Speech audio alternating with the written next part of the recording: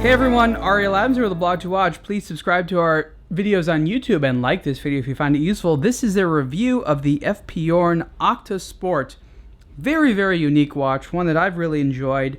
When this came out a couple years ago, I think around 2012, I thought it was a very strange watch. And why was it strange? Well, first of all, the independent watchmaker Journe in Geneva makes dress watches and traditional watches. So for him to come out with a sport watch just seemed kind of like unnecessary. Like why would he enter that world? And he did. And now that I've been able to review one for a while, I got to say this is a very special watch.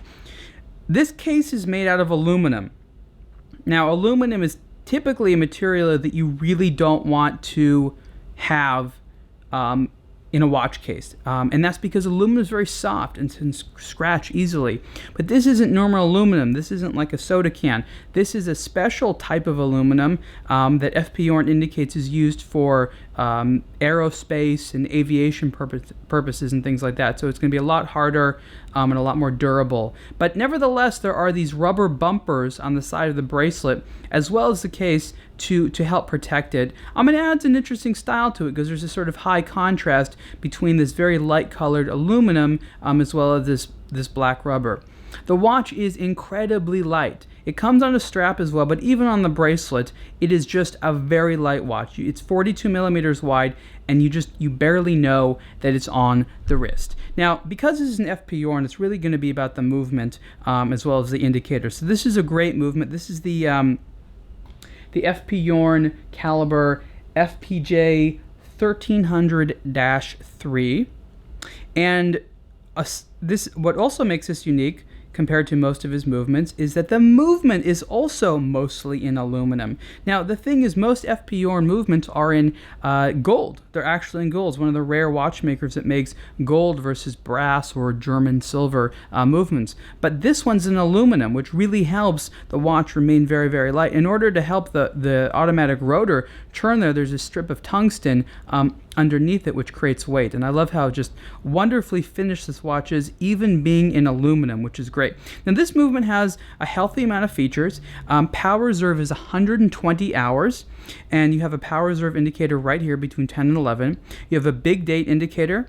Right here is a day-night indicator, and then you have the subsidiary seconds there. And it's all done in a way that really fits within the Journe style, but is sort of unique. This is literally among his more simple movements, but it still does a lot. On the wrist, it's not a diminutive watch, but it's definitely the type of watch that has more of a simple shape to it. And you can see that color treatment there on the wrist offers a look that just isn't available. So like I said, it's 42 millimeters wide, but because of this kind of narrow lug structure here, it wears nicely, but it's a modest look on the wrist, especially since it has a thin profile. As a sport watch, it's great because it wears comfortably, but you really don't feel that it's there, especially because of the extreme lightweight. And of course, the crown is here. It's going to make it a little bit more comfortable, and it's flat and wide, and it makes it very easy to wind.